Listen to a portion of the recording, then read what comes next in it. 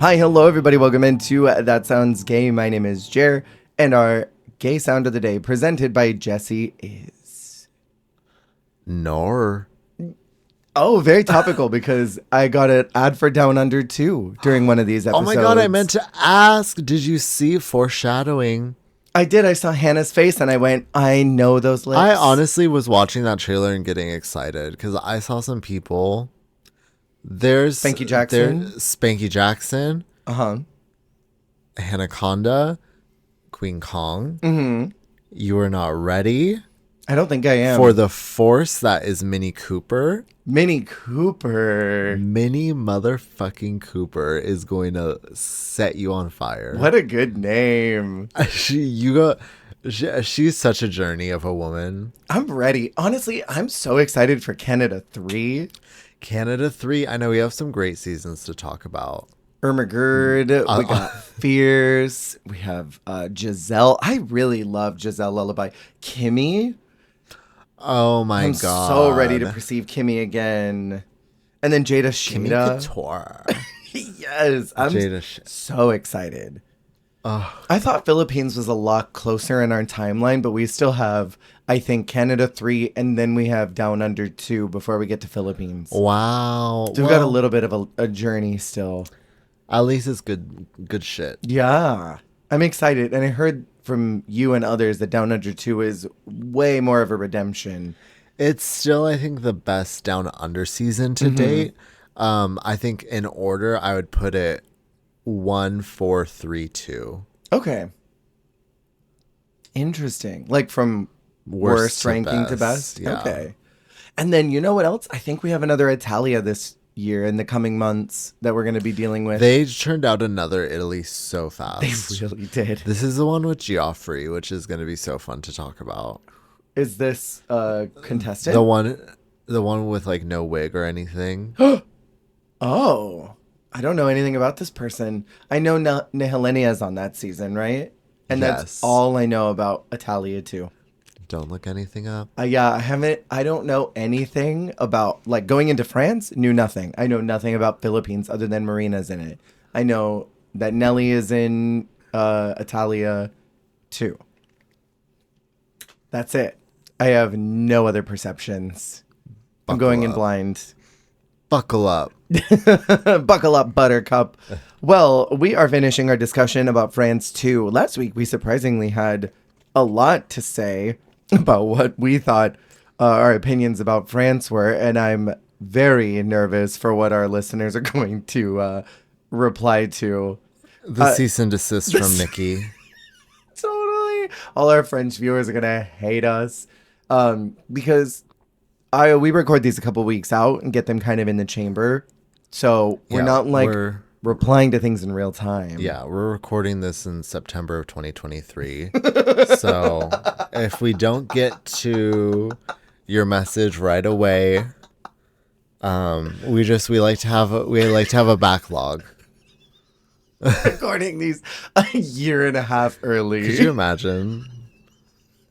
If it was really September and we're out here like predicting All Stars 10 stuff, like totally talking about it. Right? We've like landlocked ourselves when we were, because that would imply that we were recording, what was it, España during what? That would have been like, what? May of 23. Yeah. And we're fully talking about season 17 as it was airing. Yeah, we had insider tea. That's all. Early predictions. Yeah. But yeah, we talked a lot about our problems with what we thought France was. Nikki's probably sent an entire team of agents to shut us down. We talked about the talent show, post-verbal performance art. I still am thinking about that. A very strange edit where they throw everything at us, including the kitchen sink. And today we're wrapping up this season. I'm very excited to finish this. Very excited. I'm very excited. We are talking about starting out with episode 5, Pop Stars. We're going to jump right on into this. Period. Where La Big Bertha is saying that she never wants to hear the lip sync song ever again. And I'm like, don't worry, girl. We never heard it at all. And you won't have to either. And I read that it's blocked in France too. It's not just us. It's like blocked worldwide, globally. I was like, I know I have that somewhere in my notes. I literally wrote, I will never, her in quotes, I never want to hear that song again. And we never will, Bertha. Crazy. I feel so bad for the girlies that get on Drag Race and they have to hear this song.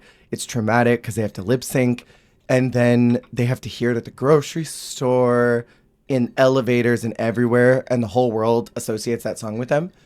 But if the world doesn't hear the song on TV and see you doing something to it, even if they look it up, they're never going to associate that song with you. Yeah.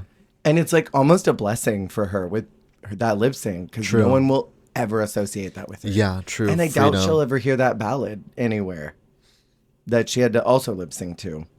Our mini is this 5-minute partner makeup challenge. Yeah. I hate quick drag.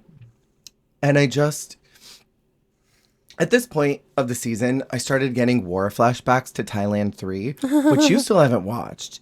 They do 5 to 15-minute quick drags every single week. Doing ridiculous, awful, embarrassing things that just make it so hard to watch. And I remember Nikki being a guest on that season. You're looking at a ghost. No. I just saw Jessie like staring at something behind me, and I'm like, "There's someone behind me. There's a woman in the room. She's churning butter." That's great. That's crazy. I was at the Queen Mary last night, so I took Maybe someone with me. Followed you. Yeah, she's standing behind you now. No. But yeah, they had Nikki on there on that season to judge, and I remember thinking like, "Why is Nikki here?" And now I'm like, "Oh, it's because this was a parallel to France 1. It's like the same thing." And I'm going to complain more about some things about Thailand 3. So I want y'all to buckle in because the Thailand 3 slander hasn't stopped. But yeah, these types of quick drag things make me want to commit arson. Like I really want to fight. Yeah. What'd you think of the mini challenge? I don't imagine that they actually look like kaleidoscopes. No, there's no way. Right? What kind of technology? They can't even afford to put an actual set for their scripted acting challenge anywhere else but the workroom. There's no way they found magical kaleidoscope glasses. There's no way. Ooh, that was a big one. I muted the mic just in time. I feel like they were just like rave goggles. I don't know. Totally. 3D glasses, maybe. What were my thoughts? My thoughts were, she's a yes-ander, and I respect that. Yeah. And she's actually really funny. She's so fast, and I love that. Yeah. The only part in the challenge that actually made me laugh out loud was fucking Paloma going, "Can you hold this, please?" And then she takes off her wig and hands it to her. Paloma and Soa are so fascinating to me, and I really thoroughly enjoy them. Yeah, they're both such an interesting intersection of like they have a specific style, they have a specific character, they have a specific personality, and it all synthesizes in a fun way. Yeah, they're really fun to watch the whole season. Le Grand Dame and Soa win the challenge. They get to choose groups for a girl group challenge. The song is called Boom Boom. And before we started recording, I told Jess that the musicality of Boom Boom sounds a lot like I think it was Canada 4, the Heartbeat song. I can hear your heartbeat, because it's dun dun dun dun boom boom boom boom. It's the same rhythm. Whoever at WoW, they wrote it. They heard that and they're like, "Wait, we have that." I have an idea for Canada. Lolita comes out this episode about being HIV positive. Yeah. And I was really getting chills through this whole episode because Lolita had such a beautiful story. And this is like a Jork and DePintis moment for US producers. Yeah. They see stuff like this and they're like fully like lubed up and just jorking because they have a solid story they can use. They can capitalize on an emotional moment and then give someone a positive win. So I'm like, oh my God, it's her time. It's her episode. The Drag Race rubric is finally fitting in here. She's got it. She's doing it. They didn't do that. No. Not at all. I will say it was a great talk, though. I Yeah. appreciated how much a lot of it was about normalizing Yeah. and like taking stigma away, and like how there's still people like afraid to talk about it, and how the only way to combat that is talking about it more openly. Yeah. And like they made great points where it's like it's not just a gay issue, so it shouldn't like, you know, we should be talking about it. Everyone should be aware about it. There should be less stigma about it. Yeah. So I appreciated culturally that it was a good conversation. But yeah, I was like, is Lolita about to like, when is she about to be in the bottom? Like, what's about to happen? I was so sure she was scooping it. I was really ready. The disrespect. So let's talk about the actual girl groups. There's a lot of filler stuff in this episode that we can skip through. Yeah. We have La Grande Dame, Paloma, and Big Bertha first. Yes. I want to say, I think the pop version was worse than the rock version. Yeah, because I was going to ask, would you want the pop or the rock version? I think the rock version ate it up. Totally. It had so much better of a vibe. I get what Soa meant, because Soa was like, I couldn't see myself doing a verse to it. I think the pop version kind of just, it was a little like weirder to jump onto. Yeah, definitely. And I think the other thing for them that was kind of going against them is like Big Bertha and La Grande Dame and Paloma aren't really like, they're not performers. Yeah. They can move their bodies, but they're not really able to do the thing that pop requires you to do. And I don't necessarily think that every pop star has to like dance crazy. We have plenty of pop stars who don't. But the music was set up. This is rhythmic. And at the beginning, their blocking was so weird. They spent their whole like first 10 seconds with their back turned to the judges, just not doing anything. Like at least move your shoulders or like bob your head or shake your wig or something. I love that Grande Dame's signature move in this performance was the using the hands to make the ass shake. The ass lift, making ass jiggle on beat by lifting it up. Like, that's her signature move. Like a jello. Yes. Yeah, a lot of interesting choreo choices. I honestly didn't. I noticed Paloma being a bad dancer way more in the finale than I did in this challenge. Same. I didn't really notice her dancing in this. I wrote, their choreo is pretty good, though, for standard Drag Race choreo. In parentheses, LGD not good. Because, like, some of her hitting the beats was, like, not there. Not at all. But then she just was, like, being funny. Like, she would, like, make her ass shake. She was, like, gooning when she was, like, at the front of the line, like, doing some crazy shit. Yeah. I will say, I actually thought Bertha really did good. I thought she was probably the strongest of the three, in my opinion. Because I thought... That wig was hot. Yeah, I thought Grande Dame's choreo wasn't there. And then I didn't like how Paloma's verse was processed. Like, her mixing was weird. She sounded like she was in a tin can. Yeah, I hated hers, which made me sad. So I thought of the three of them, Bertha actually had the strongest. She flubbed on the runway. And that's what I think put her in the bottom. But Girl. Yeah, I think... wait, no, she wasn't in the bottom. Not this week. She in my head, in my mind. In my mind. I think you're totally on the nail of the hammer or whatever. Like, La Grande Dame was not hitting a beat. And then on top of it, we'll get into it in a little bit, but her critiques were odd too. And then she didn't get penalized. They wanted Ellipse fucking out of there. They wanted her so gone. They hated her. This woman who looks like a top model girl. They hated her. Yeah, and then we have Ellipse, Soa, and Lolita.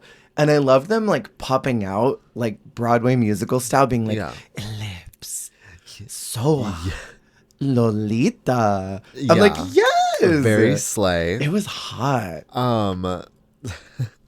Going back a little bit, to help get Ellipse, well, because she is the first one, to help get them in the liberated mood while she was recording, and they were trying to get a good scream out of her, because, you know, so they're all kind of like, they all have like a good scream throughout the song. The person recording asks Ellipse,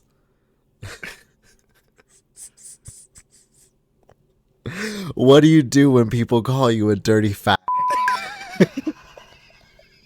And then she goes, "Rah!" in the mic, and that's how he got her to channel her punk scream. I would have been like, ooh, yes, daddy. No.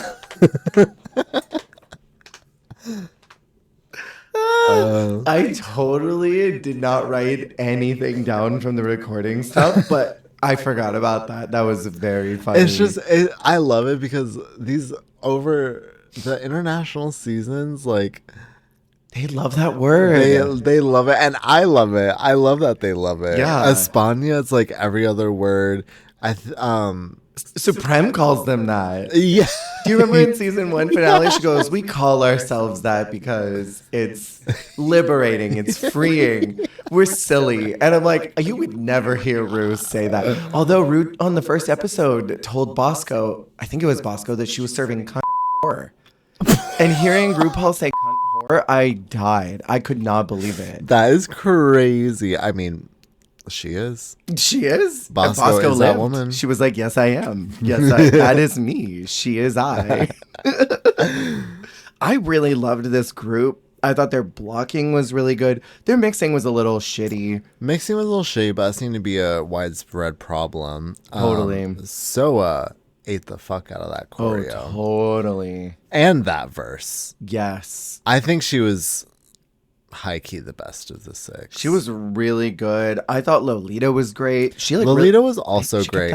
I loved her in that, like, Shakira wig. Totally. Like, the super voluminous, like, it's wavy blonde. It's not crimped. But that, like, specific type of texture that only, like, I immediately think of Shakira when I think of that hair texture. Yeah. I was like, this wig is... a huge wig on a tiny woman is amazing. Lolita also is always the tiniest woman, but it's just like whenever you see her with other girls, like in a group composition, it just like really drives home how tiny she is, and I love it. She's so small. I thought her lips kept up too. Her bottom placement was baffling. I thought she kept up, and I thought she looked really cool. I loved her punk styling. Mm-hmm. I personally... sorry to jump ahead a little bit, but I feel like I know they judge by individuals. Mm-hmm. I would have judged by groups and made Rock win. Totally. Give Soa the win, give the group the overall win, and then have 2 people from Pop in the bottom. Yeah, Easy that's peasy. how it should have been. I would have had Paloma and LGD in the bottom, TBQH. Yeah, so, literally same. I think that... Well, maybe with some slight variance. The last thing I want to say about this before we get into that. Yeah. Because I want to talk about this runway because I thought it was interesting. My favorite part of the Rock performance was them getting off the stage and walking up to the judging panel like Diamante. And that moment where they're just like walking up to them all fiercely and they make eye contact with them and kind of wiggle around them. I was doing the full Brad Goreski thing where he like bobs his head forward, and I was doing the Tracy Melshore. I was like doing both of them. I'm like, yes, this is everything because you never see the girls get off the stage. They stay up there. I know. I loved it. Yeah, no, them rushing the stage was hot. It was I thought everything. That was very, very fun. It was literally everything. So our runway is a night of 1,000 Milens. It was actually 6, but who's counting? Milen. I don't know this person at all, but I appreciated the looks. Yeah, it made me want to know her because I thought the looks were interesting. Mm-hmm. I must be blind standing or something because Lolita's undetectable equals untransmittable look was so powerful. The blood that was dripping all down her body and then the UU on her hands with her thumbs being equal sign. Yeah. It was powerful and it was impactful, and as a queer person who has done so much research about the AIDS crisis and understands so much about how that all affected the entire globe, I really was moved by it. Yeah. In an impactful way. And it was kind of criminal that she kind of didn't get her flowers. And this is the week where I have my complaint, and I'm going to echo it from last week. But And then they were like really in on Ellipse about her silhouette. And I guess I hadn't realized that she's been covered up all season. Which, like, I don't know. It's not something I necessarily care about. Mm-hmm. I feel like, I guess this is a very showy group. Like, we've seen a lot of skin from this cast. But yeah, it's never really been something I've thought about. Yeah. But, maybe that's just her vibe. Like, maybe that's just how she likes to be. She has that retro kind of like sensibility where she's covered up, but I feel like it makes sense for her style. I don't know. I kind of got like runway model vibes from her. And then that like kind of triangle shape that she always builds with her drag is so interesting. Yeah. Thought it was a solid visual stamp. Yeah, I actually love this look, by the way. I think it's so fun. Ellipses. Yeah. Yeah, me too. I love her look. I enjoyed hers, and then I really enjoyed Lolita's. Lolita Bananas, Those were my favorites. I liked the first part of Paloma's look. I like the black look. It was the leather's hot. Yeah, it was like the Matrix meets like Mars Attacks with the hair. The hair is very Mars Attacks. I loved that super like high orange hair. Yeah. And I liked the first part of LGD's as well. Me as well. I liked that like big kind of poofy cover-up dress more than I liked the slinky. I wrote in all caps, "Show us the side-by-sides, you cowards." Totally. Because I, as a non-franc, would love to know what the fuck these are all referencing. Even if it's like Kamora Black, Lady Gaga on her day out, like even if there is no actual look that's being referenced, like at least show me a picture of her that is like kind of, oh, this is probably what inspired the look. Yeah. Well, and to your point, like you just brought up with the Gaga runway, they did make a point in season 9 to show us the side-by-sides, what they were referencing, so that people who may not keep up with Gaga's fashion know what the look is. Yeah. So, I mean, even if it's not necessarily built for people outside of France, I'm sure there are France people who are like, who's Mylène? Yeah. I don't know who that is. Well, because also, like, with, say, like, someone like Lolita, I mean, like, hers was amazing, and I didn't need a side-by-side because the message was so powerful, and, like, I love the message, but yeah. I was curious, like, was this a look that this person did, which, in that case, that's really cool, but, or did she reinterpret it to fit this story, which is even more cool? Yeah. And it's, like, sometimes stuff like that, like, we're also missing the artistic nuances, because also it's fun to see when they are referencing a specific look, when it's, like, basically the same thing, but dragged out. Totally. Or like there's like those changes made. I love seeing that stuff, and I don't know what's different or what's the same or what it is. Right. I wish that they would do that as well. You know, the one note I have that I want to say about Le Grand Dame's, looking at it again, it looks like it's in the same collection as Taste's entrance look. Oh my god! Remember that like black and white Organization 13 Zemnis thing? It's like the part of the same collection. It's really cool. Love that. It's so fun. Yeah, this was interesting. For the 6 of them, I think it would have been nice maybe if this was earlier, but I don't know. Yeah. I guess that's hard to do a singer star outside of the singing challenge. The critiques this week, I know we haven't really been talking about them, but it was kind of confusing to me overall. Like, it's got to be mistranslation. Someone just commented on our España video that a lot of what was translated for American audiences is a mistranslation of what actually was said. There's apparently a huge problem in Sweden as well. Fascinating. I really enjoyed Sweden, but apparently it's super mistranslated, and like the songs they'll do in talent shows and stuff, the lyrics are totally mistranslated, so the message of their song doesn't make sense, stuff like that. So weird. I guess this is a problem at large with WoW Presents Plus, beyond their crashing video player. They need to get their shit together. They told La Big Bertha that she looked like she was cosplaying on the runway, which was kind of evil. I mean, so the wig was... The wig wasn't great. I wrote, Bertha, that wig is sinister. It's a little sinister. It's like she's dressing up as Patty Pam Pam.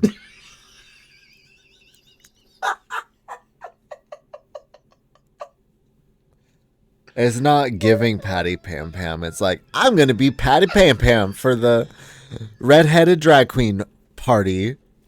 There are a couple girlies that I unironically stan because like they weren't that strong in the show, but they were just so iconic in their own way.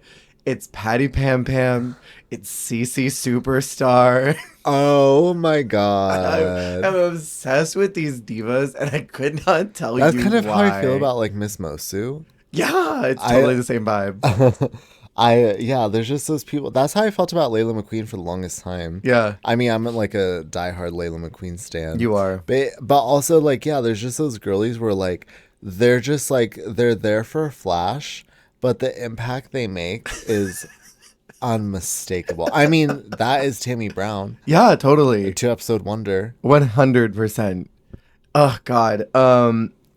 Then Lolita is told that her message was good and her performance was strong, but then they like totally flip during the solo judging. And this, we've talked about this before. And things that I am upset by in this season is that Kitty says that Lolita did not succeed in the challenge. But then when Daphne mentions that Paloma failed in the challenge, Kitty says, well, I love to see when people fail because then they show us what they can do. Girl, so what? It's okay when this person's failing. Right. What's tea, Kitty? What do you mean? What's tea, Kitty? And then here's the other thing, too, for me. They critique La Grande Dame for not looking like Mylène. They tell her that she looks like somebody else. But then they specifically tell Soa that she looks like Naomi Campbell on the runway, which I wasn't getting either. And it's the same thing when Nikki said that she looked like Rihanna like 2 weeks ago. I'm like, okay, so wait. You just critiqued La Grande Dame for not looking like the character she's supposed to be doing, but you directly told Soa that she looks like someone else and you love that. Okay, so speaking of confusing critiques, maybe this had to do with the runway, but it haunted me when the critique of LGD when they say, you know, you're fabulous, you're beautiful, but you need to follow the rules. And it confused me because also it's either when they're talking about it individually or in like alone, the clip they flash, if it was talking about the runway, they show a clip of her like doing like the handstand during the pop challenge or something. Like it was from the girl group challenge. So I'm like, what? It sounds like a threat, like she's like about to get DQ'd. Like, don't bring a phone to the show. Yeah, it was so strange and pointed. Yeah, what the heck was that critique? Where did it even come from? I guess she like pissed on my lens. I don't know if she's dead. I was gonna say her grave, but she's probably still alive, and I don't want to disrespect her like that. Yeah, I don't have a freaking clue. It was very, very confusing. And this kind of like frustrated me, and I'll tell everybody that's listening here, I'll repeat it from what I told Jess earlier. A lot of this started to rub me the wrong way, and I was like, am I overreacting? Maybe I am. And I started looking on Reddit, and a lot of people were saying that some of the comments specifically towards Lolita felt xenophobic. And I'm like, okay, at least I'm not like totally out of left field here, because I was feeling funny about the way that they were talking to Lolita and discussing her while she wasn't in front of them in a way that felt kind of disrespectful. And I don't know, it super rubbed me the wrong way. I don't appreciate double standards on Drag Race. It bugs the crap out of me when they give one critique to one person, give the exact same critique as a positive note for someone else. And we saw that twice here, where it was not okay that Paloma did something, but it was great. Or it was okay that Paloma did something, but it was bad that Lolita did it. And then it was bad that La Grande Dame didn't look like her character, but it was great that Soa totally reminded them of a completely different person. And it's like, okay, I know you're trying to make a narrative stick here, but at least hide the parts that are inconsistent. Right. You know? No, that I agree. So then they are like going on and on and on for a while, which I kind of just started getting bored with. And they stick, who is it? La Big Bertha. No, they put a lips. Yeah. They put a lips down there. So they give Soa the win. I couldn't believe they gave La Big Bertha a pass because they really hated her runway. They hated it. I mean, yeah, it was pretty terrible. And they put Paloma in the bottom. Which I get that she was a little reserved and she was hesitant, but like Le Grand Dame was messy. And they also weren't happy with her not following the rules. Yeah, they seemed to not enjoy her either. Yeah, all of it was very confusing because the only negative thing they had to say about Ellipse was that she just didn't really seem as strong as the other two. Yeah. But is that really a problem? She was good still. Yeah, is that all we have to go off of? Like, and your runway is too familiar. Huh. Interesting. Is that the issue? Is that what we're gravitating towards? That's a lie. Paloma is bottom 2. They lip sync to Libertine, which we also don't get to hear. Allegedly. Allegedly. Maybe they did. Maybe they didn't. Why do I feel like this one was almost like more egregious of a cover up? Yeah. This cover up song was like burp, burp, burp, burp, burp, burp, burp, burp. Like it was it was some like clowny ass like Party City music, and it was so sad because it seemed like a very cunty lip sync. It seemed emotional. Yeah. I thought Ellipse's felt very her style, and then Paloma's felt very like sexy, like playful, like I don't know. It seemed like a very fun lip sync, so I wish I could have heard the actual song. Me as well. And I mentioned this last week with the lip sync that got cut. The most odd thing to me is that they kept their mic packs running. And I'm assuming it's only so that they didn't have the awkward silence of just like some weird club music going.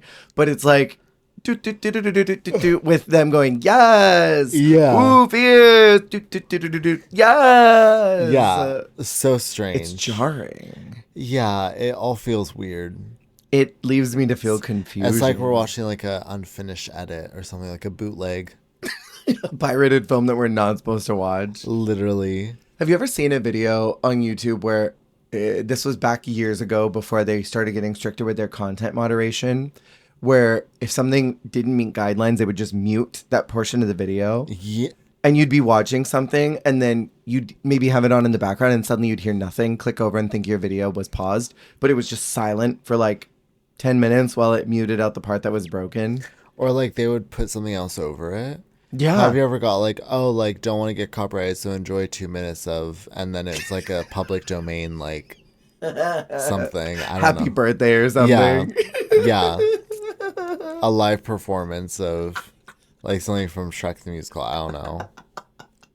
Yeah, it was very, very odd to see that. And like, how do you not get the licensing before you do it? Did we not learn at all from any of the other seasons? Did we not read the manual? Yeah, that just... No one went through the book. Feels like such a misfire. I don't know how that could have happened. Ellipse is out, Paloma's in, and we move on to what I think was probably one of my favorite just overall ideas this season. Maybe not executed the best. Yeah. We go to a perfume challenge, which you talk about all the time wanting. I love a perfume challenge. Love a perfume challenge. They do the puppet mini. And I got a like tinfoil hat theory really quick because we've talked about the puppet thing before. Yeah. And I read a lot of opinions of people thinking like, oh, well, they already have Ross Matthews. They don't need any more puppets in the show. There are people who say like maybe they just think they're cringy. But tinfoil hat theory, do you think they don't do puppets anymore because it requires them acknowledging Sharon? With Everybody Loves Puppets, she was the first one to ever say that. Wow, that's crazy. Maybe it's like really out of left field and I'm like really Area 51ing this, but right? I don't know. I just wonder. Okay, well, keep the tinfoil hat on and explain to me why the first two puppets come out without any sort of commentary or confusion.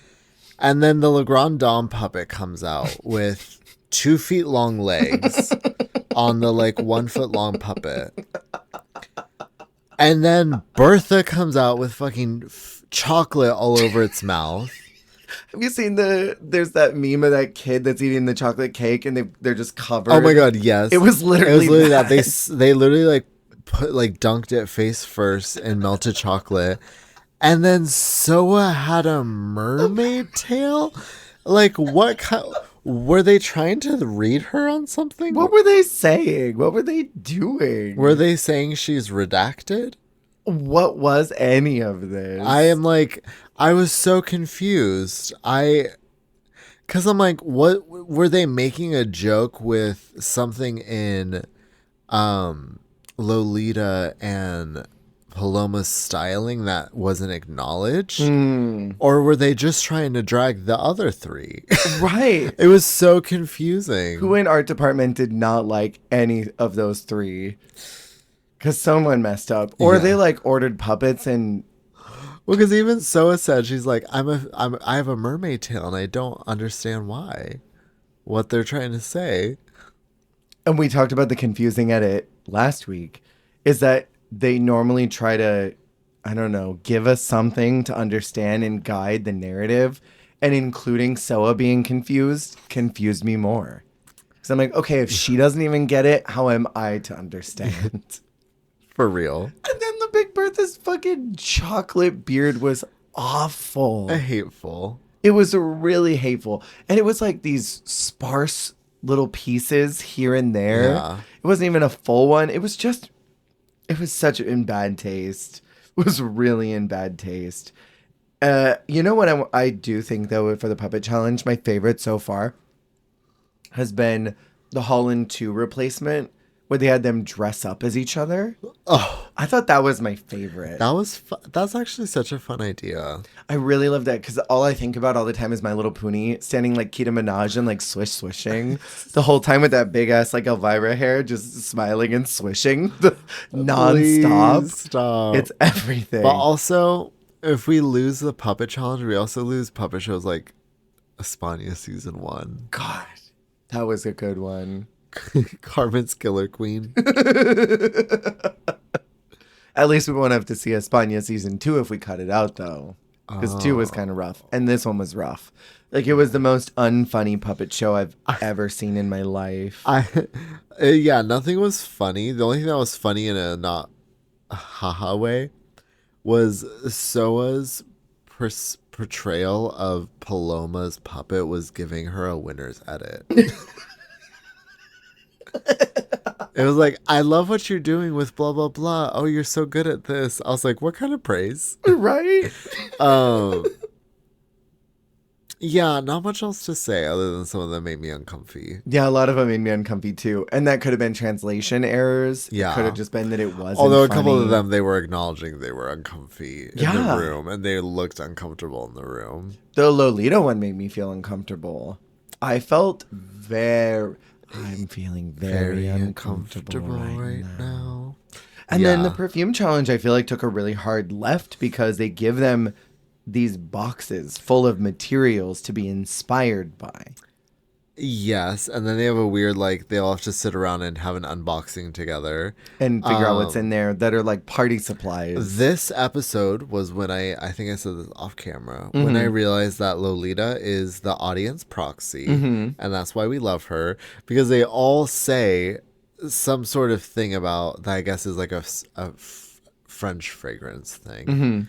And me, as well as Lolita, looked around with a smile and confusion, like, huh? What is this? I'm like, maybe that's why I also love her, is because she's just not, she's on a different wavelength as these women, and that's okay. Yeah. She's saying it's okay to not understand what they're talking about, what they're doing, because totally. I don't, and I'm fabulous. Yeah. I would love to see her, even though I don't know if she would ever do it. I would love to see her in front of RuPaul. I would love to just see how Ru took her.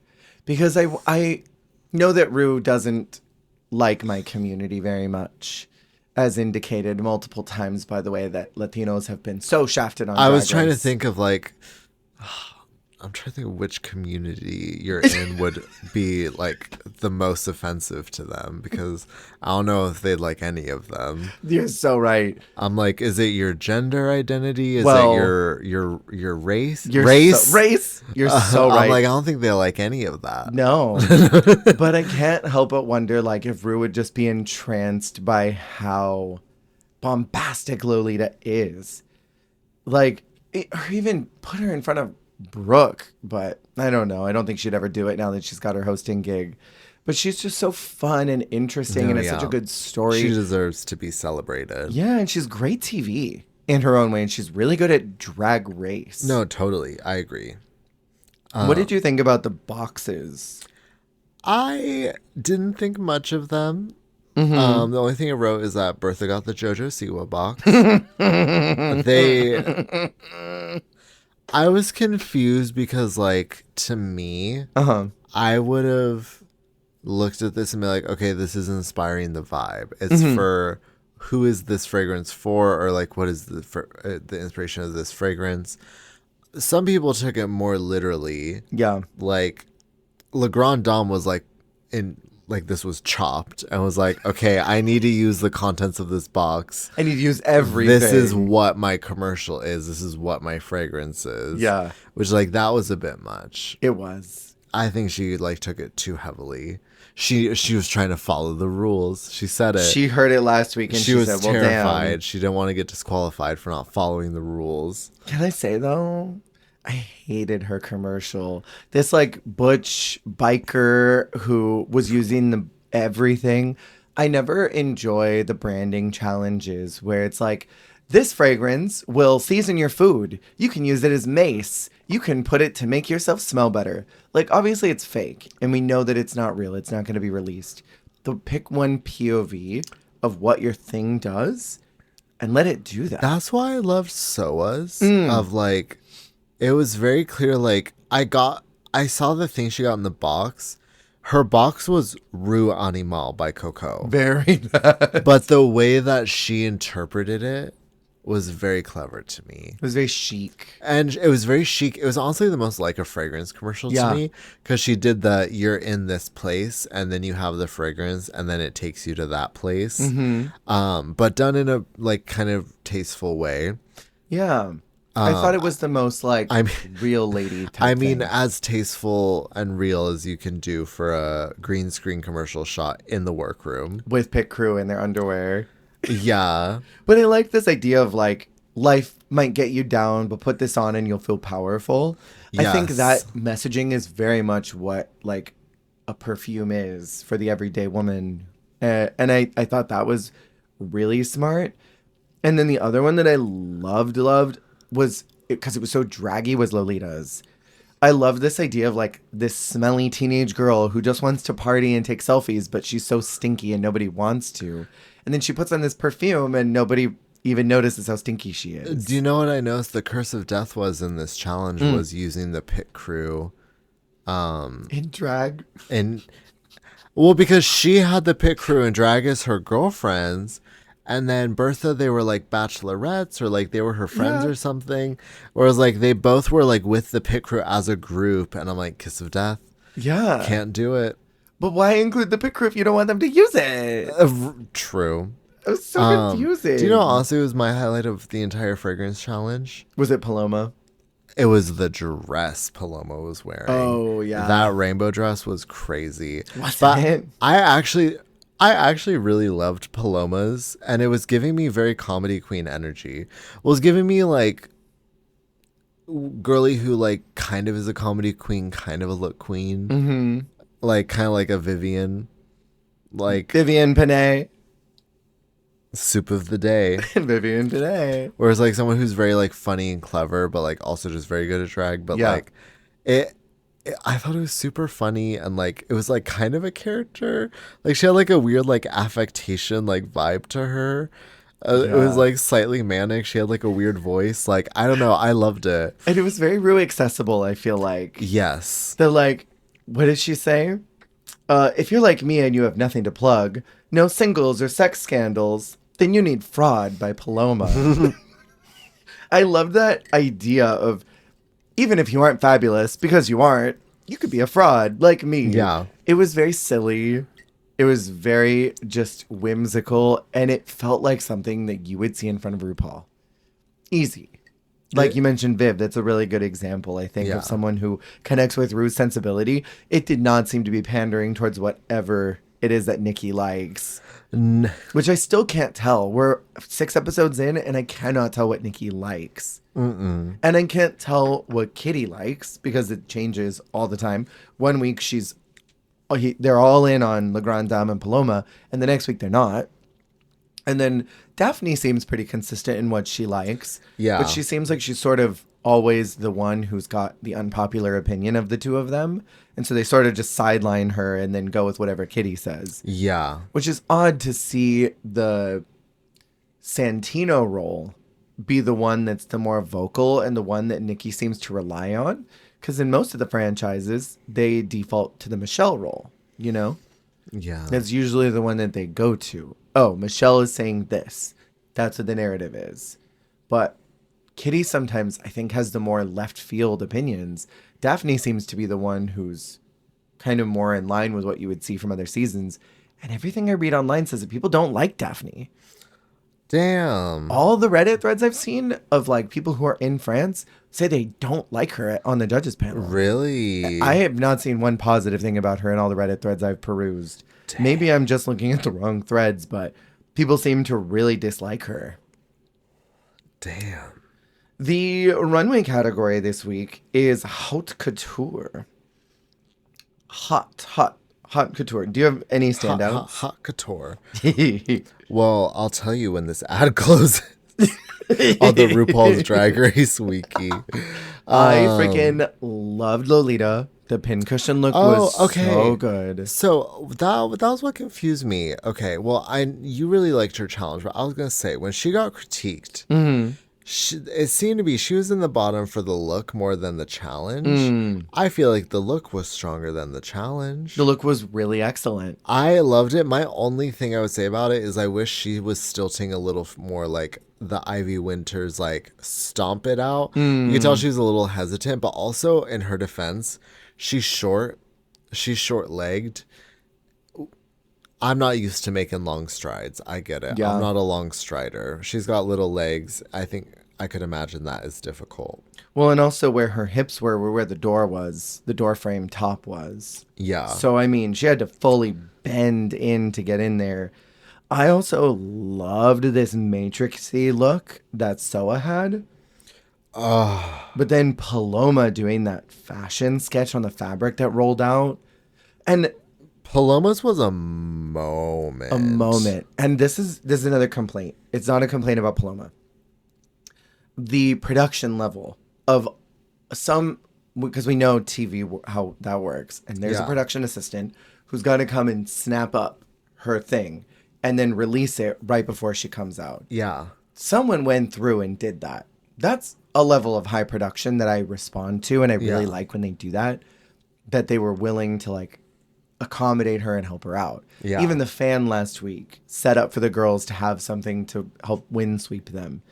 They do these little moments of high production quality, but then they set up Snatch Game on the main stage, and then they put the acting challenges in the workroom.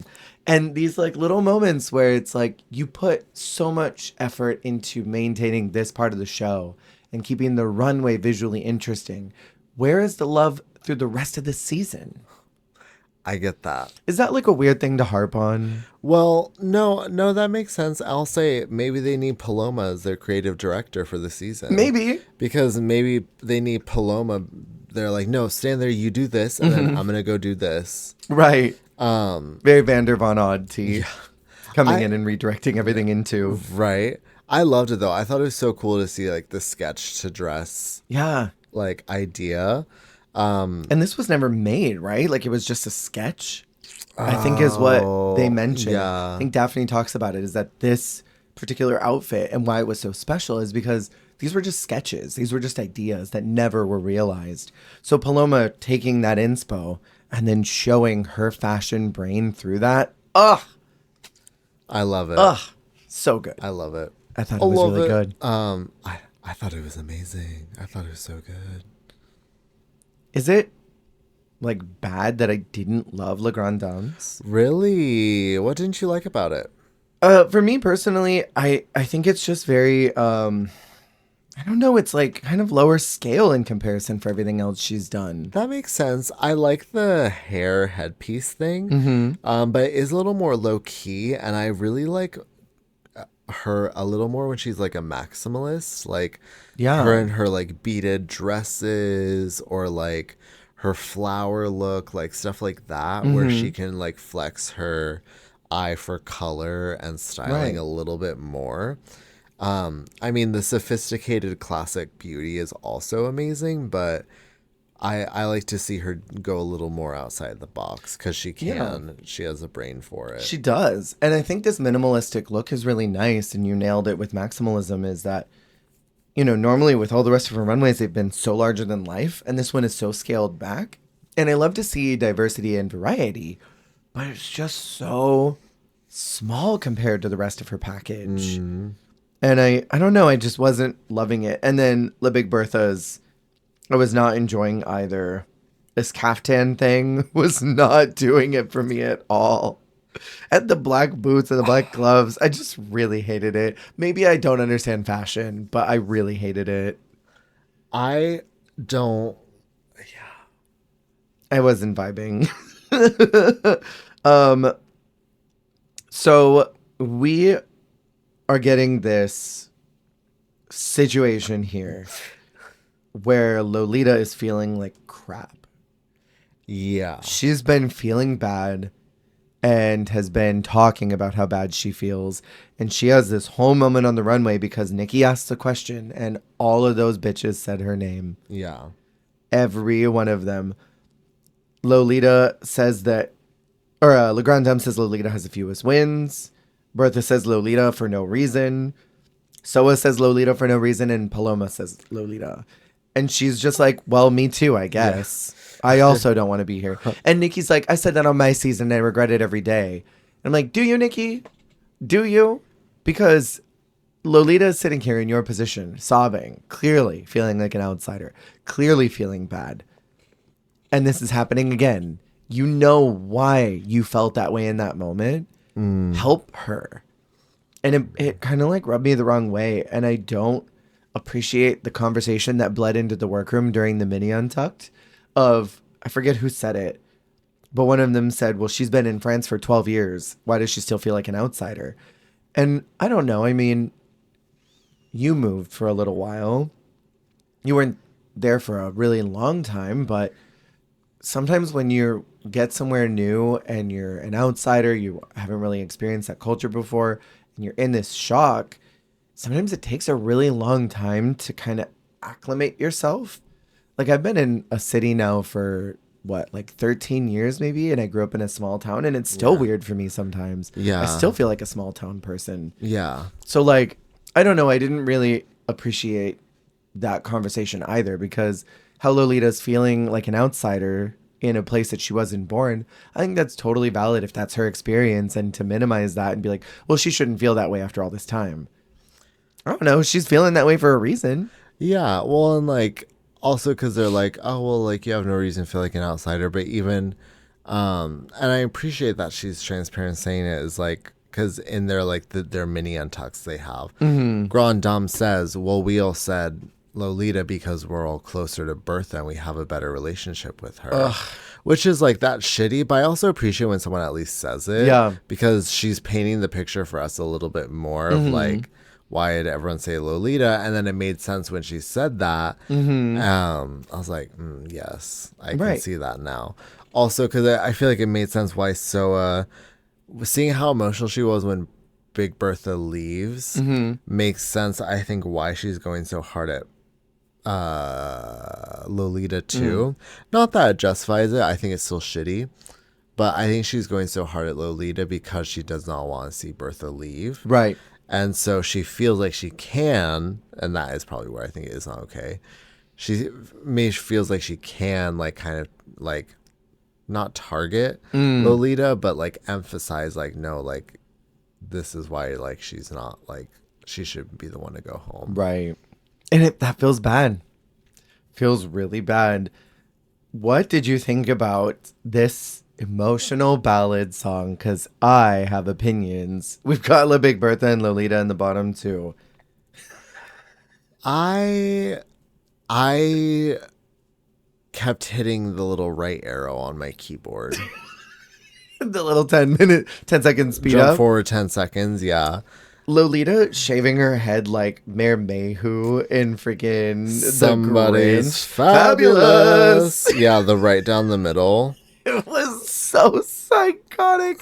And then Big Bertha stripping down to nothing while Lolita's sobbing and panicking. And then Big Bertha like comes and helps her get out of her costume so they can naked hug on stage. Was just so manic and destructive. Destructive is the only word that I wrote down that was like my punch word. It was like destructive. And the 20-second musical outro of them just sobbing. Mama, cut the song and just be like, let them stand there and just cry. It was something. Let me make a potion for you. Uh-huh. Here's all the ingredients we're gonna put in it. Okay. We're gonna put in oh, I forgot the first one already. You had an analogy and then it fled you. Yeah, it's just like it's such a weird mix of like girls like taking their clothing off, it getting stuck on them, and then like emotional lip syncs, because it's like there's so many different like layers happening, and then like also like Bertha holding the dress in front of her like while she's naked. It was like crazy. And then, like, Lolita, like, getting, like, tangled in her shit and, like... Dry shaving the middle of her head. Dry shaving her head. It was overstimulating. Every, like, 5 seconds, it cuts to the guest judge crying. They're sobbing. They're, like, going through all the stages of grief right now. The guest judge was touched on a deep, profound emotional level. And I was kind of uncomfortable. Like the whole time. And I want to know what other people think about this lip sync because I was not living. I wasn't. I was very uncomfortable. In my own way. I hated it. I was so uncomfortable. Truly. And they are so broken up about Bertha being out. And I think if it was Lolita, they would have just been fine about it. They would have been like, okay, bye.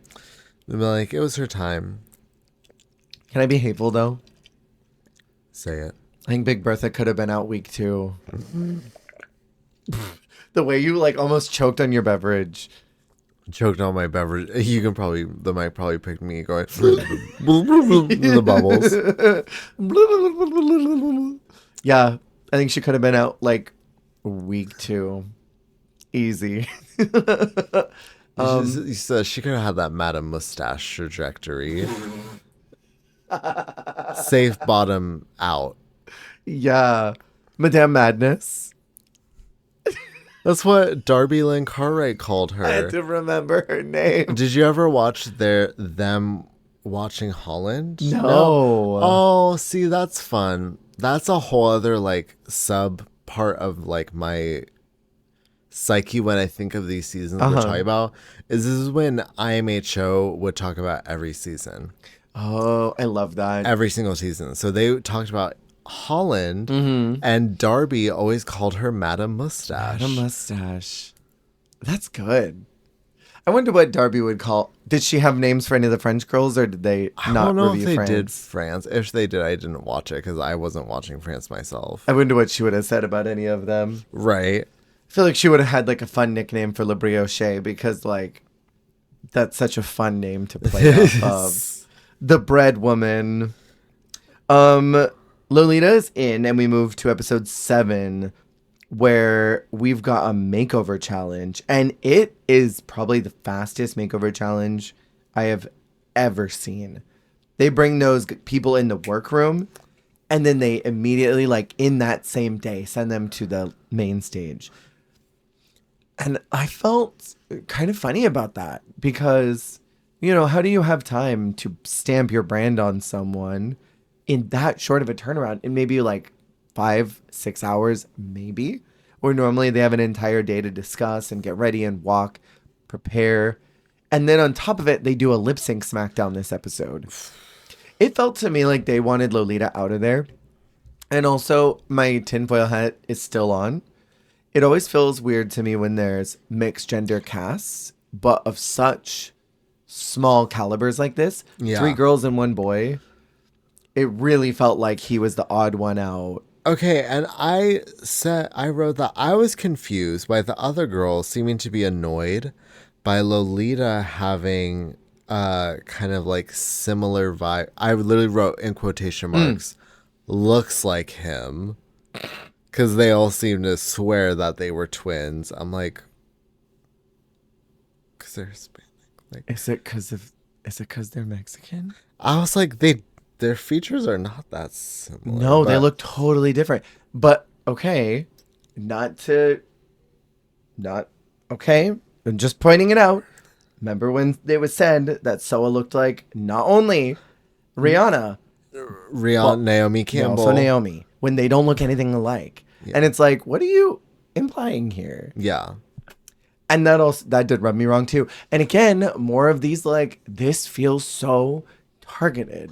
Well, and I don't like it. It would have been like when I said Lolita was giving Shakira if she had just been wearing like a straight blonde wig. Right. Like a Naomi Smalls wig and like little, blonde. I'm like, she's giving Shakira.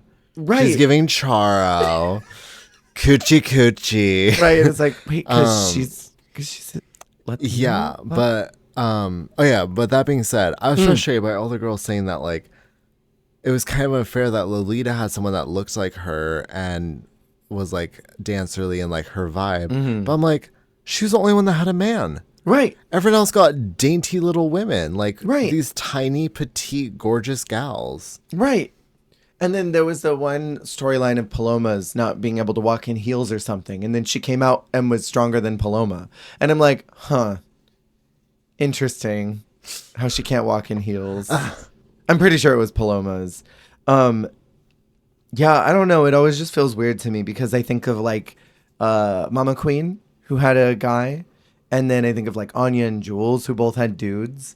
And then there are all these women who were safe or high. And then the dudes are the ones who are in the bottom. Yeah. It's not always that way. Canada's, I think, a pretty good example of that, which sometimes has mixed gender makeovers. And, you know, they try to be pretty fair. But it just kind of felt like a kiss of death for Lolita in particular.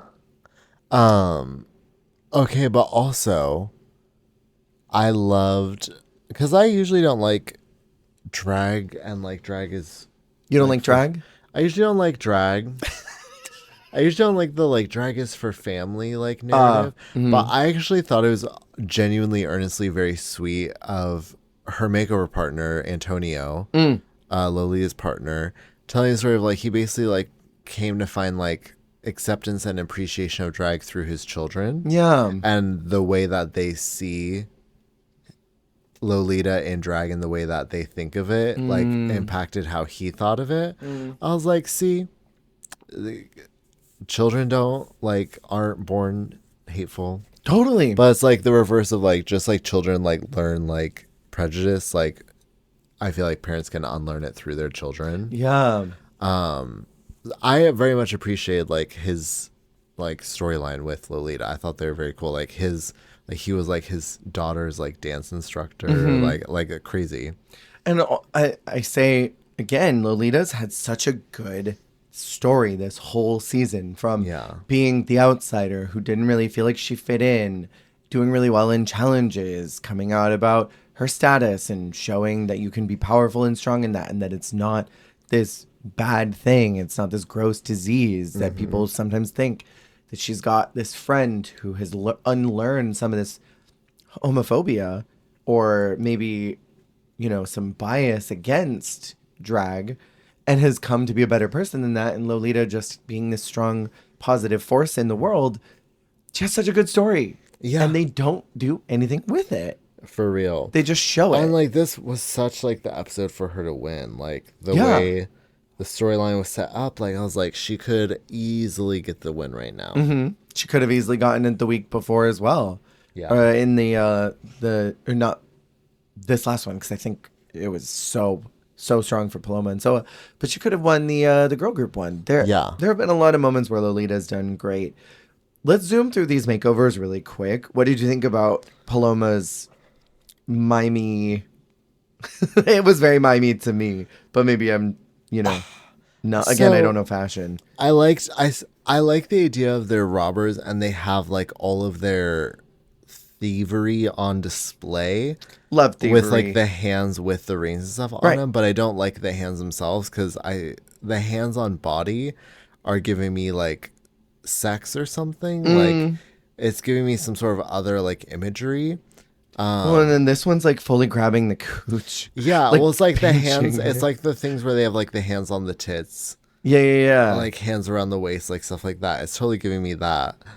So, I don't know.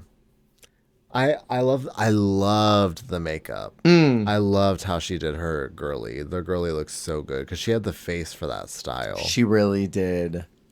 I think of all of them, I mean, they're all really good, but this was maybe the lowest for me, maybe just because I don't know it. Everybody else was so well branded. I think I'm just a Lolita stan because I really loved their looks. I loved how celebratory it was. I loved the color saturation of these. I loved a little gimmick of the confetti on the ground, which they did not appreciate because she did flowers in week 2 and it was too similar. I know. I'm like, oh my God forbid she did that once at the start of the competition. Le Grand Dame's done like 3 reveal runways and they've not critiqued that once. And it was like, she's doing it with her partner, and her partner looks fucking amazing. The makeup is so good, and this hair, God, they look great. They look really freaking good. And, I wondered at this point, and I wrote in my notes early before we got to the critiques, that when we see drag that celebrates outside culture, it's often celebrated here because we're such a mixing pot here in the States. And even if they don't totally hold space for it, they at least fake it well enough. And, they try to bring recognition to this and don't tell them to sanitize their drag. And just a few minutes later, I wrote, okay, so they don't care about that in France, or at least Kitty doesn't, because the first comment is, I love how much you celebrate being Mexican, but you need to apply more France into this. Yeah. And I thought, what the fuck? I was like trying to think like,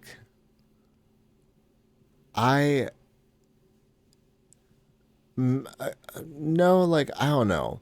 The nationalism of it is just weird to me. Because if I was watching U.S. Drag Race and they told Nymphia Wynn, like, we love what you're doing, but we need to see more of you as Nymphia in America. Right. I'm like, what? That would be wild. Or if they told like one of the Puerto Rican girls, we be need more to American. see what Bibi Zahara Benet in America is like. It's all about Cameroon, but we want to see America. Right. USA. Like, the States. They don't do that really over here. Well, and because it's like they're talking about how it intersects with France, but it's like them being in France is how it intersects with France. Right. It's drag in France. Yeah. Like, are you saying you want to see them be French? Because then you just want to see French people.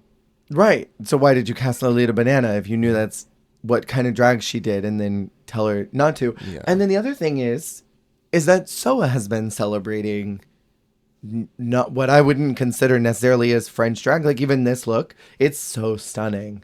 I love this, like, warrior look. And this tattooing that is showing on the bodysuit, it's so hot. The tattoo imagery that's on the face, it's so freaking cool. And Soa's done other things that has celebrated her background. They never got on her about that. Inconsistent critiques. I don't like it. I know, right? Because I feel like Soa and Lolita are the clear top 2. Totally. Of the episode. Yeah. And, like, there's no question about it.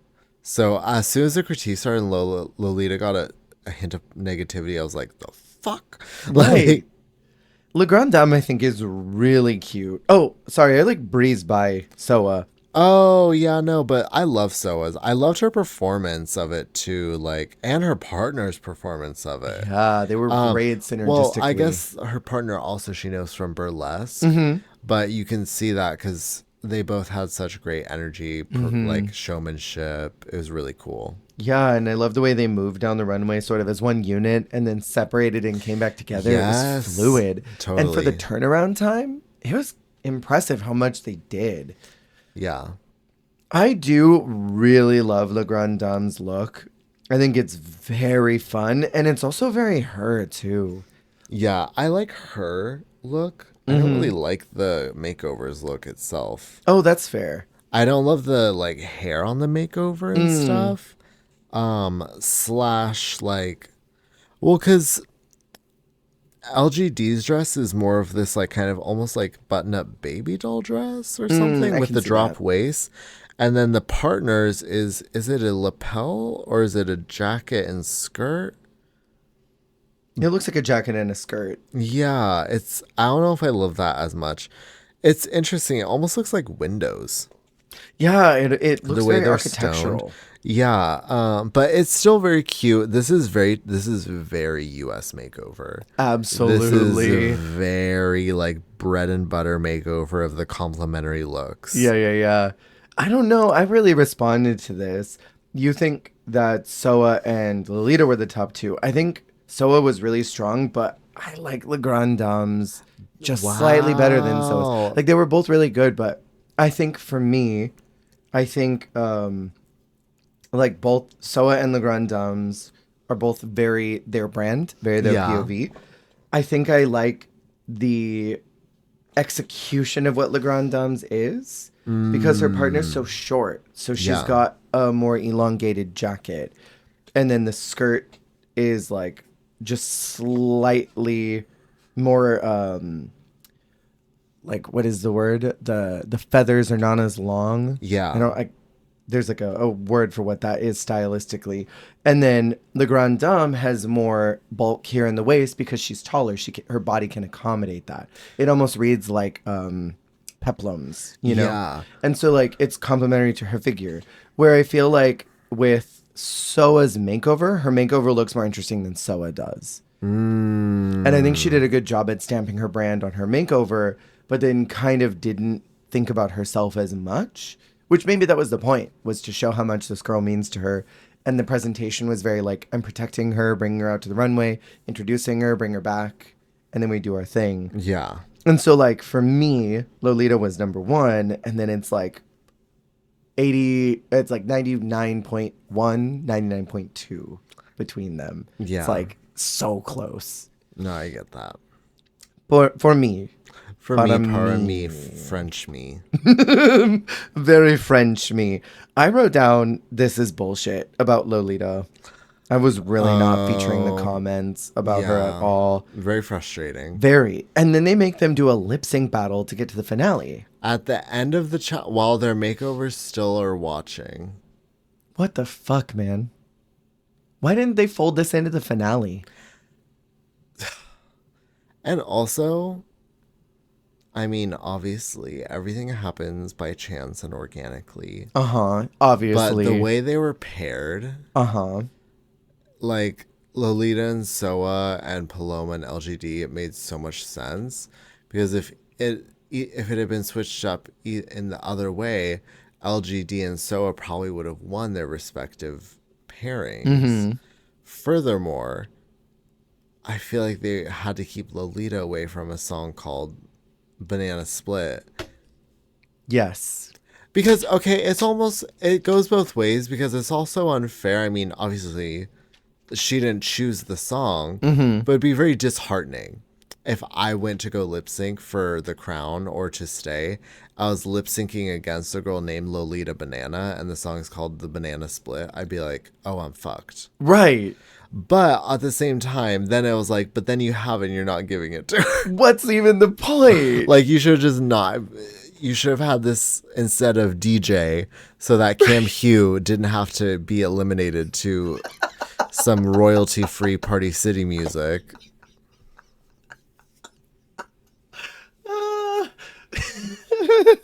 A Kids Bop version of something. What's that song? Not Crazy, by the way. It was. Banana Split. It really, really That song was. was crazy. It was nuts. I want to say about the Banana Split song, was it super Drag Race Italia to you as well? Oh my god. The way that it was very like... I was ready to see Lakeisha La Bamba. It was very much that song Lakeisha did Chicale. Yeah, it was kind The of like, staccato one. yeah, it's just kind of that energy of just like, I'm just gonna like run around and like have fun kind of song. 60s beachy vibes. Yes. Yeah. It was so Drag Race Italia tea to me. The whole time it was playing, I thought, yeah, Lucretia, or like, I don't know, I could even see a Norma lip syncing Oh to my it. God. I don't know, it was very Drag Race Italia tea. Can I also say, and maybe be a little hateful, I did not like Paloma's lip sync. I thought La Grande Dame won that one. Valid. I thought Paloma was very like hokey pokey. Hokey pokey. I'm kind of all over the place. She was like bouncing, flailing everywhere. And I don't know, I thought La Grande Dame was more interesting.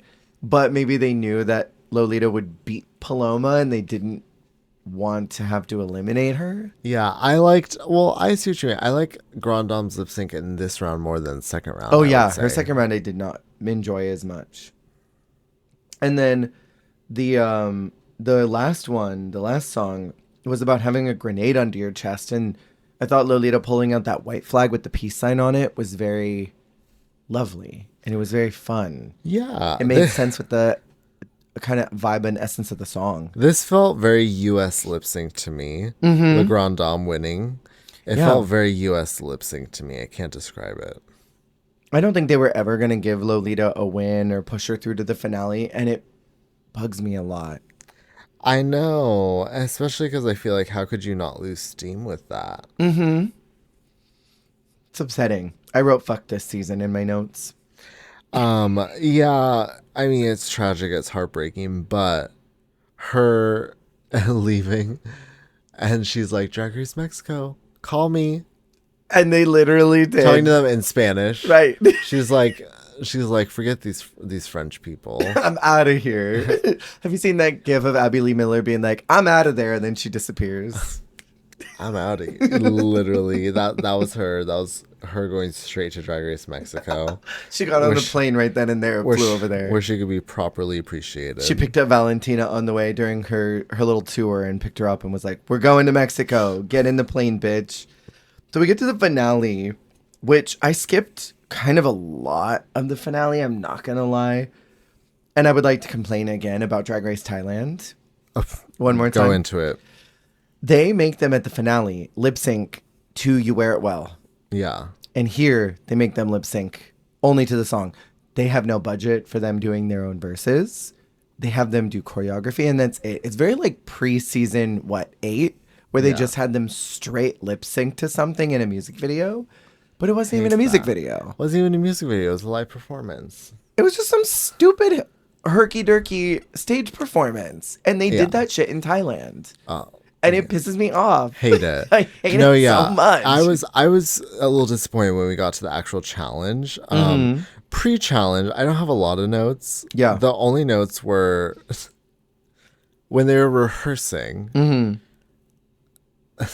They tell the Grande Dame that she needs to trust the dancer behind her, Kevin. And she says, the dancer tells me I need to trust Kevin. Problem number 1, his name is Kevin. That was so random and it killed me. She didn't want to trust this random man because his name was Kevin. His name is Kevin. 2, I wrote this as like a thought point when Soa was talking with Nikki. She tells Nikki she feels like she already won. And I wrote, has anyone who says they feel like they've already won ever actually won after saying that? Not that I can recall. I feel like anytime you say or show that you're satisfied with what you've done and you don't need the crown, they're like, fuck you, you ungrateful whore. Get out of here. Right? Like, it's so weird. It's like you have to like be like, no, I would literally kill my family for this. Like I would like go hungry for this. Like they're like, yeah, she really wants it. I would drown myself in the river if I didn't win. I would die and then haunt the studio until the crown is mine. Like, there's just something about that. Anytime they're like, I'm just like so proud of what I've done so far. They're like, no. Right. I would literally pollute the Seine for the next 10 years and make sure that no one had clean drinking water ever if I don't win this crown. It's the most important thing to me. The Seine's in France, right? The Seine? The Seine. Oh, I think that's the river. Right. Yeah, the Seine is not the one they had to try and clean for the Olympics. And it like polluted and there were people's people eyeballs. like throwing up. Parasites. Yeah. Disgusting. And they were so upset that they wanted to clean it for the Olympics and not because of any other reason that French people started shitting in the river to pollute it more. I read they were so mad that they literally like found places to shit to make sure that it wouldn't get clean because they knew their like prime minister or something was getting in the water. And they were like, let's give him parasites. Let's give him hell. That's actually hilarious. They lip sync on the stage to Catwalk, which is like such a vibe song. And I mean, this cast is a vibe. It was so good. It was so funny because Le Grand Dame started lip syncing to the rap feature on that song. And I was like, is this her verse? What's happening? Right. I've literally never heard that song and gotten to that part. No, me either. I've only ever heard the bits of the song that are used for marketing and runway reasons, which are the verses of RuPaul's and the chorus, or I've heard remixes of the song with cast members. So I'd never actually heard that version with this Skeletal Key or whoever. That's the name of the person on the feature, Skeletal Key. I don't think I've ever heard that version ever. No idea who it is. But when I heard that rap, I was like, what's happening? What is this? I was like kind of flabbergasted. On the other note, I wrote Paloma is when I go clubbing with my best friend who is a long-limbed 6-foot queer scarecrow. Because there was like seriously like a degradation in Paloma's coordination over the course of the season. Totally. Because her first dancing and lip syncing performances, she could have fooled me that she is like a decently like coordinated like sexy dancer. Like maybe not like hard choreo, but she can like move her body in like an alluring way. We get to this challenge and she's literally like swinging her arms, swinging her body, like at certain points, like looking absolutely crazy during the choreo. She looked nuts. And you know, she's not a technical dancer, but she fakes it so well that I look and I'm like, this is bad. Why am I like, okay. Yeah, what's going on here? Okay, I see you, Paloma, with whatever it is you're doing right now with your squiggly arms.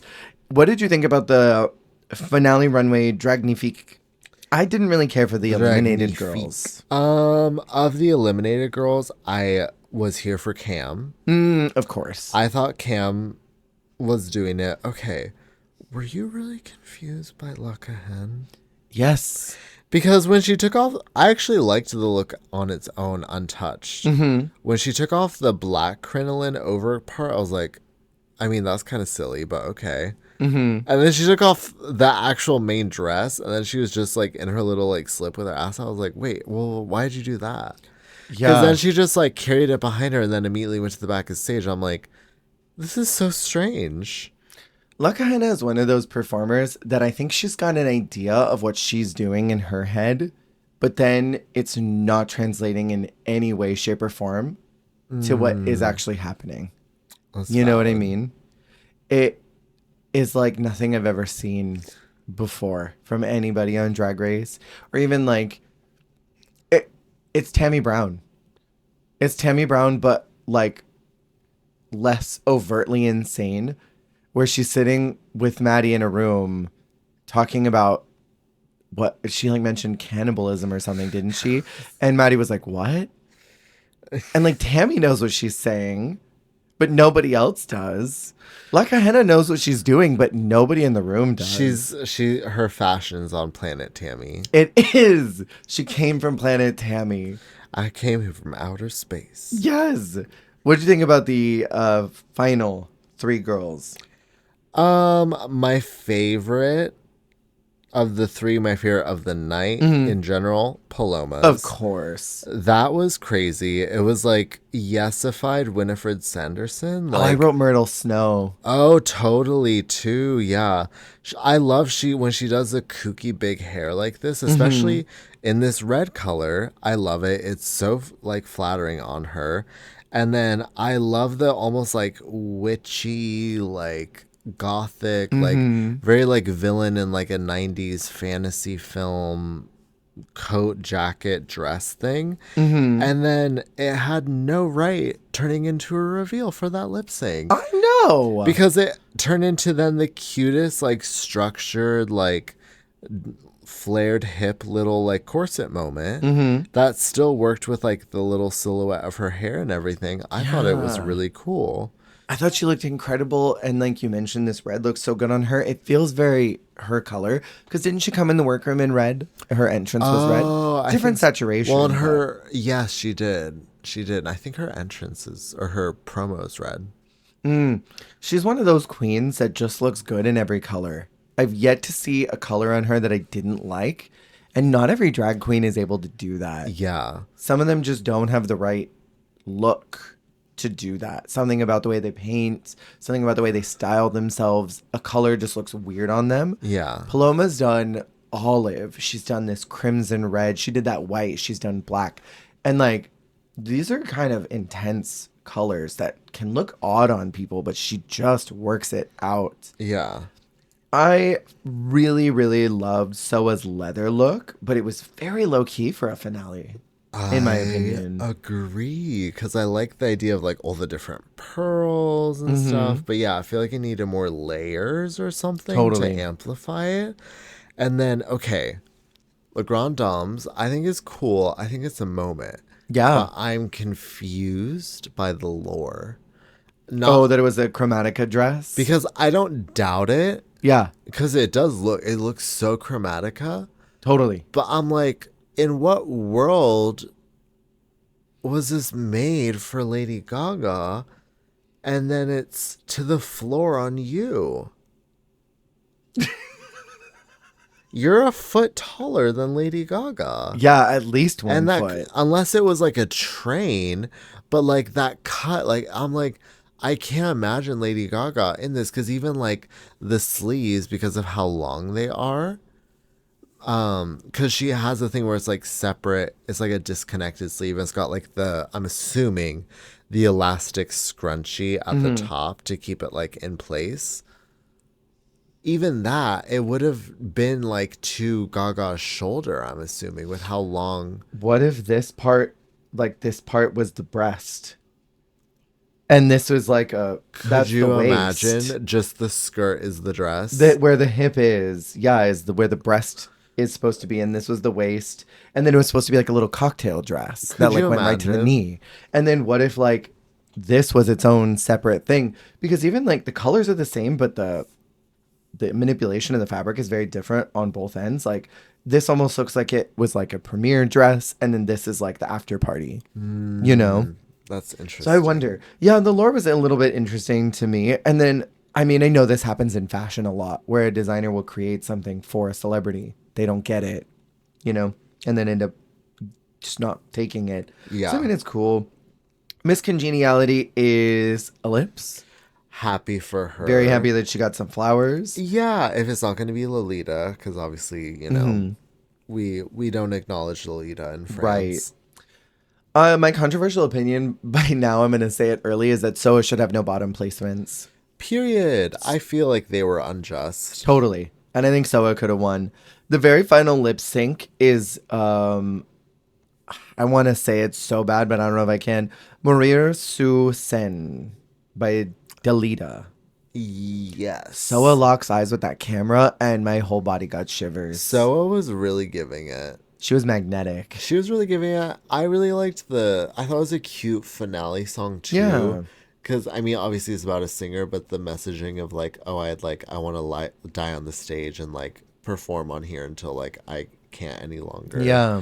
Like, I thought that was a very cute message for like a queen as well. Mm-hmm. And just like, yeah, the like imagery of like belonging to the stage and like that's your home. Because that was the line of like, that's where I was made and all that. Like, I thought it was really cool for like a drag queen finale lip sync. Yeah. I thought they all did good in their own way. But Soa's just such a damn good lip syncer. She really is. And like Paloma was very fun to watch. The Grand Dame was fun to watch. It wasn't like an overly gaggy finale number, but it was so cute that I was like, this feels appropriate as a bow on top of this season, which has kind of just been about good vibes only, unless it was about Lolita Banana. And I kind of enjoyed this wrap up to this season. Oh, The meme from Flavor of Love when it's New York coming to breakfast. It's all the France contestants. She's like, good morning, good morning, good morning. It's like La Grande Dame, Paloma, Soa, Cam Hugh, Big Bertha's like, good morning, good morning. Not you, you can choke. And it's Lolita. That's literally how it feels watching France. that's the whole season is literally that meme. Bonjour. Not you. Not you, you can choke. Literally. Paloma wins the whole thing, which I think, like, the way they cucked Soa's track record, it made absolute sense why Paloma won. Yeah, and especially, like, honestly, no disrespect to Grand Dame, because I freaking adore her. She, I think, got mistreated plenty of times in her own way this season, just with how, unless it was a lost in translation thing, but regardless, I feel like going into the finale, it felt like it was between Paloma and Soa. And I agree, Soa, obviously, she had the bottom placements, and also that seemed to be talked about a lot throughout the season, too. Yeah. By Soa and others. So it seemed like it definitely held a lot of weight, unfortunately. Yeah. But I also, like, even if I didn't know Paloma was winning, I feel like Soa, when she was like, I feel like I've already won, I was like, Oh, so you didn't get it? Yeah. But also, Sorry. Paloma feels very much like a first season winner. She's got the right energy. She's very, we mentioned this before, she's very French. And I So feel like French. they probably wanted that for the first season, kind of in a similar way to, like, Viv is very much like UK meets RuPaul's sensibility. Envy is very, like, celebratory of her culture, but is also very Dutch in her interpretation. Yeah. You know, like these, Paranka is someone who's very good about Paranka. celebrating her background, but is very Canadian with it. These, like, first season winners kind of have to establish what the show's thesis is. And I feel like Paloma does that. And I enjoyed what she did all season. I thought she was really great. She was kind of to me like a Bianca, someone who was just, like, the strongest of the finale. I kind of was hoping that we would get, like, a, I don't know, who else was up there with Carmen? Sahi? Like, sorry to kill her queen. She wasn't really that girl. Who's up with Carmen? That could have, like, I wanted someone I was who, like Raja for the straight up lip sync. Yeah, exactly. I wanted a Carmen and a Raja. I wanted someone who was like, you were really good and you kept up very well. Oh, you know, like, I want someone who's like a viable opponent. Where I felt like the way they treated Soa was like, she's not a viable opponent. La Grande Dame, the way they talked about her all season, she wasn't a viable opponent. So it was like, well, of course Paloma won. She was the strongest. And I always want, like, a finale where it's like, ooh, it's so close. They're both so good. Yeah. You know? No, That's what totally. I crave for the finales these days. You know? Yeah, a little more unpredictability. Right. Because it's more fun, too, and two people are genuinely just so strong that they're neck and neck. Right. I love them chanting her name, too. That was so cute. Yeah. It was really cute. Super fun. Controversial opinions about France that we haven't already said. Now's your moment. Lolita Banana would have been Miss Congeniality if it was a how do I say this? If it was like an old school Drag Race season. If this was like US, like up until like season 8, 9. Lolita Banana would have been the right before the finale, unjustly eliminated Miss Congeniality. 100%. But I'm still happy for Lips. But I feel like in another era, Lolita would have been Miss Congeniality. Right. Anything else? Mine is that it should have been Lolita with 2 wins, no bottoms. Soa 2 wins, no bottoms. Paloma 2 wins, 1 bottom in the finale. Controversial opinion, this could have been an email. This could have been an email. That's my controversial opinion as well. Completely.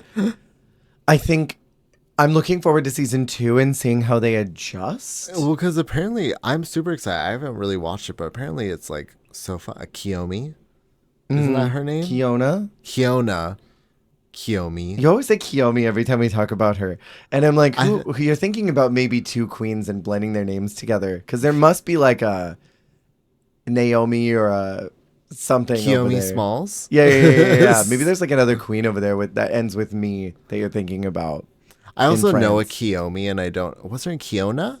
Kiona is the drag queen that won, I think. I don't know Kiona, but I do know Kiyomi. Oh.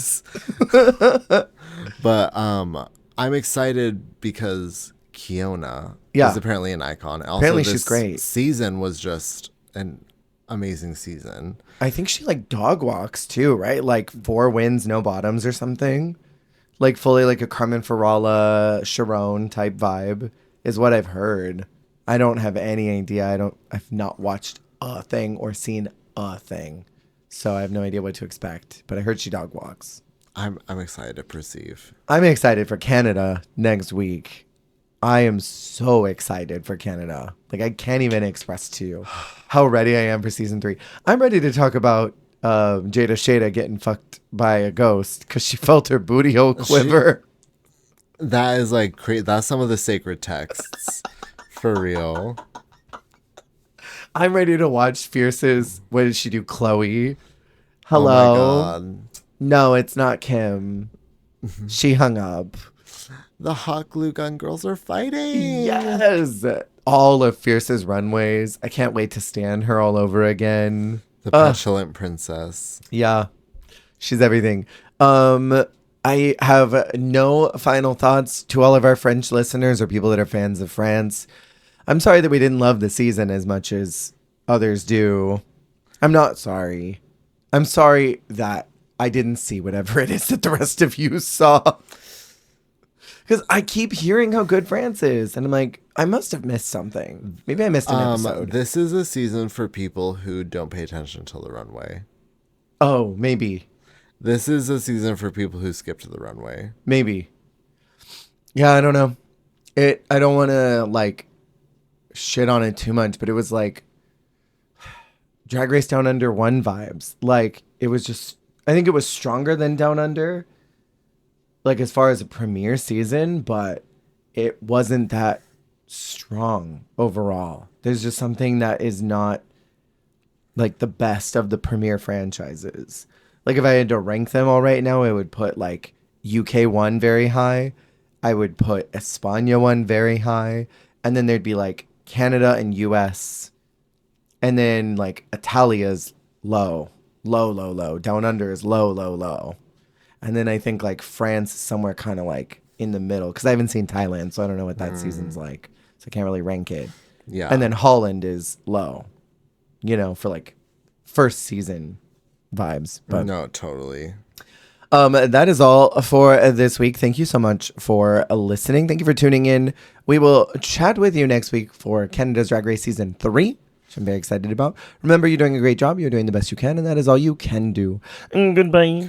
Bye. I don't know why I always go big boule when I say my goodbyes. Goodbye.